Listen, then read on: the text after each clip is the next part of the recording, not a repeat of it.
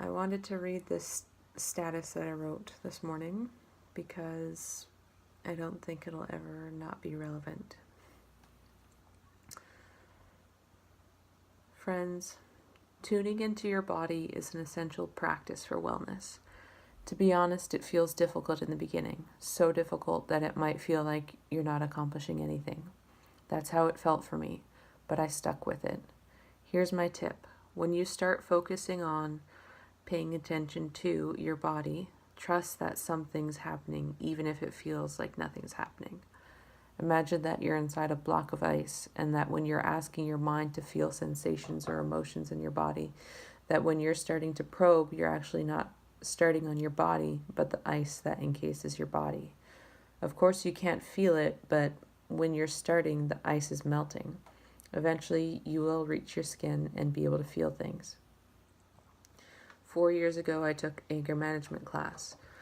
In that class, I learned that when we experience anger and rage, especially those of us who are irritable and snappy on a day-to-day basis, that it's because we suppress it regularly. If you find yourself saying, "No, I'm not mad," in situations when you actually have a good reason to be mad, or "No, I'm not scared," in situations where you have good reason to be scared, or "No, I'm not offended," in situations where you have good reason to be offended, then you may very well be suppressing anger and rage. You may be desensitized to anger and rage, and therefore it has the ability to deteriorate your wellness. If you're too desensitized, you're stressed. If you're stressed, often you're in fight or flight mode. And if you're in fight or flight mode, you're deteriorating your body because you're constantly trying to escape danger, and the body isn't designed to be able to sustain itself while stressed. We need to learn to calm our own body down. Our bodies can hold innumerable emotions at one time. We can carry mixed emotions within ourselves. Yes, that includes being sad, angry, afraid, betrayed, etc. But it can be calm, happy, appreciative as well. You can carry these positive and negative emotions. Let me reframe those as life-sustaining emotions and life-transforming emotions, because what's life-sustaining right now may be life-transforming later, but that's a whole other conversation. When we find ourselves in our stressed state, in rage, we can find those other emotions to allow ourselves to find a calm spot in the body and notice what it feels like.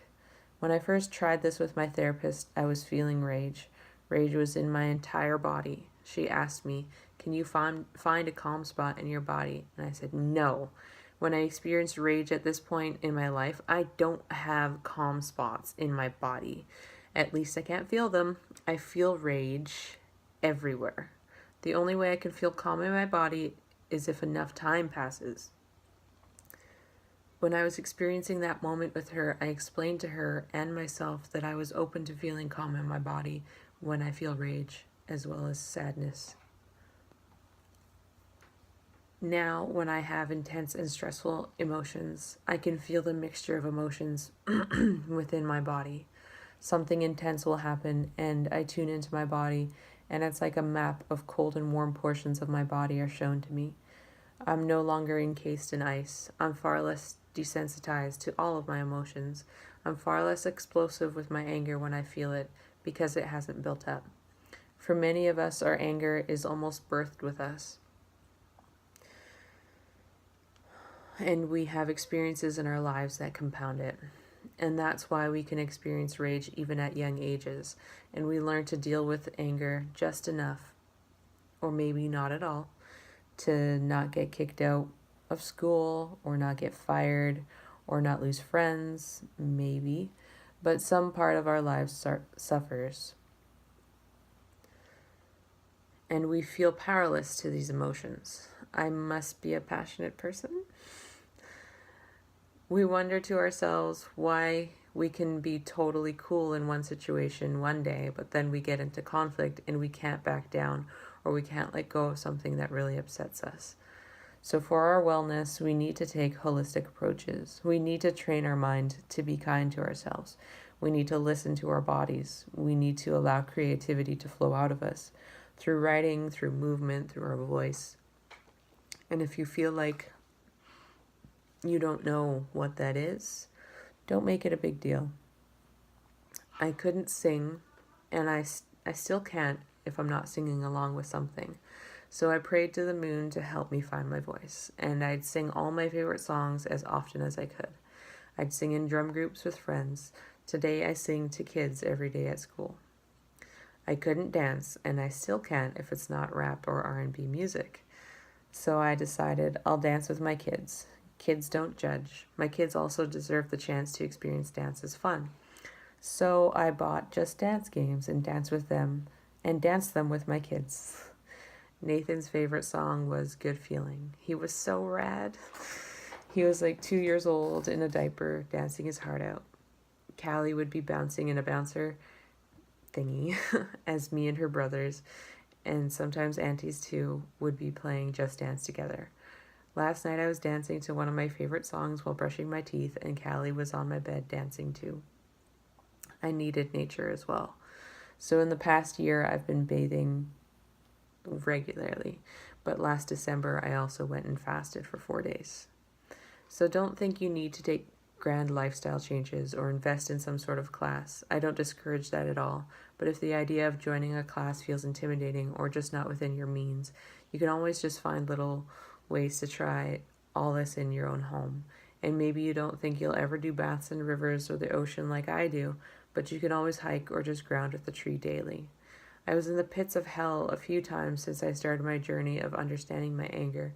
I felt powerless to it, but I stayed committed to learning to hear my body. And I still have so much to learn, but I'm telling you, it pays off. Commitment to self-love pays off, and commitment to believing in myself pays off. This time last year, I wasn't sure if I could survive my emotions. I thought for sure this might be the time I decide to kill myself. But today, I feel more balanced than ever. I was born with depression and rage. Can you blame me? My mother went through hell. She had 2 miscarriages before she had me, and I was born to understand her pain. And I'm grateful I chose my mother. My father lost his father when he was 13 years old.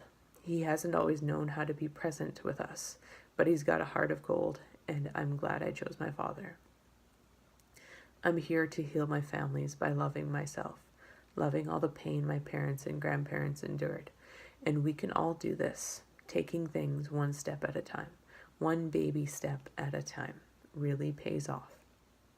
I'm glad I can see a difference between who I was a year ago, 3 years before that, and 3 years before that.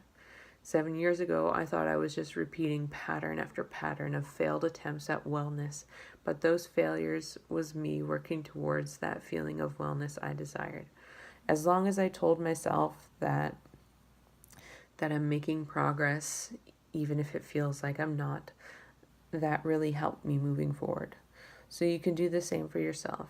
Let yourself know that if you stay committed, you will be the version of yourself you want to be. It takes time, love, patience, commitment, support, and get a little bit of what you need. One at a time. It works. It really does.